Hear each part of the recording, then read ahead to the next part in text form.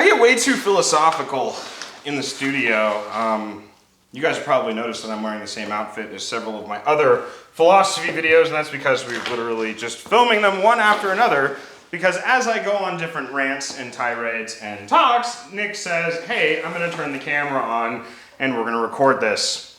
Nick is using the A7S III right now. It's important that we talk about that because he has healed from the R5C accident. He just hasn't gotten completely comfortable using that camera again yet. We are going to be talking about the R5C here soon, but I guess you're probably here to leave an angry comment because I said something mean in the title, and that was not clickbait, by the way. These are never clickbait.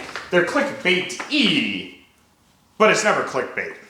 Black and white photography, can you even white balance? Now, isn't that a question for the ages? I want to be 100% honest. I want to be upfront. Remember that video we did where I said I judged your photos? And I kind of mentioned that I judge black and white photography in a certain way. It's not necessarily a positive way. There is a reason I do that. I do want to state this first. Me personally, due to my experiences as a photographer, judge others in the same way. Now, if you're a film black and white photographer, you can ignore this entire conversation. It has nothing to do with you. If you own a Fuji, again, nothing to do with you. Fujis can do everything, so it's not a big deal.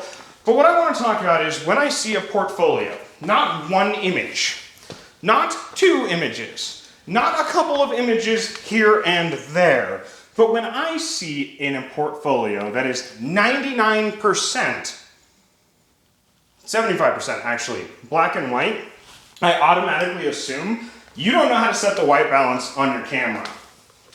Automatically, just straight up, I assume that you don't know how to set up white balance on your camera, and there's a very specific reason for that. And it might be judging you a little harshly, because it's judging off my own experience, but back in the day, and by back in the day I mean just a few years ago, when I couldn't get skin tone correctly in Photoshop and Lightroom, I would just make the images black and white.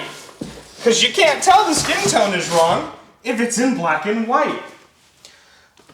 And I see a lot of people they like to use excuses like, well, I'm an artiste, which is a phrase I hate.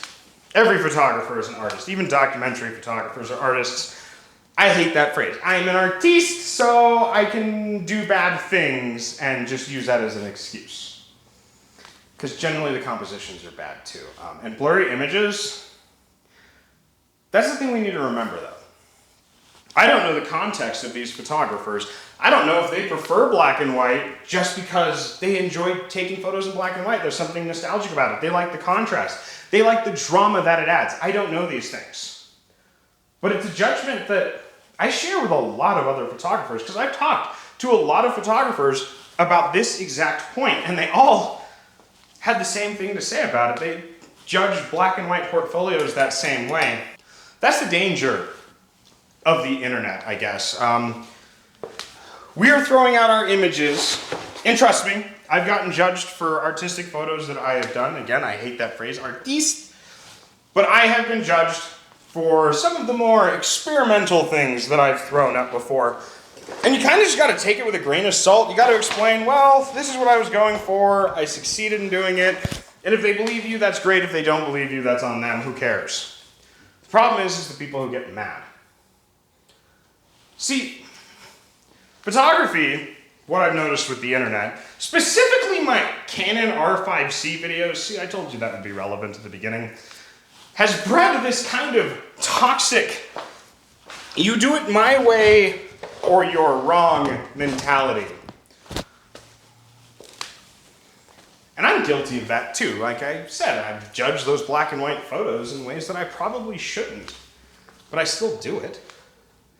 I still do it every time I click onto Facebook, every time I get onto a photography site, anytime I'm on a forum and I see an image, it immediately gets judged. Whether that's good or bad, it does. But what I want you to get out of all of this is that not only do we need to try to do better and be better, but we need to understand that not everyone thinks like we do. Not everyone has the same viewpoint, not everyone has the same experience. One of my favorite photographers of all time, about 60% of his portfolio is black and white. He's absolutely amazing. He shoots in medium format and 35mm as well as digital. In fact, he helped me break into fashion photography. Would I say his images are bad? Would I say that he can't get skin tones right? No, I wouldn't. But if I didn't know him and I saw his portfolio, I might make that judgment. And it is something I'm trying to work on, something I'm trying to get better at, something I'm trying to chill out about. But things don't always work out the way that we want them to work out. Things don't always happen exactly how we want them to happen. I don't mean to be judgmental when it comes to black and white portfolios, but due to my experience, due to the way I used to do things, sometimes I can't get over that. And sometimes you really just can't do skin tone. I'll catch you on the flip side, you guys.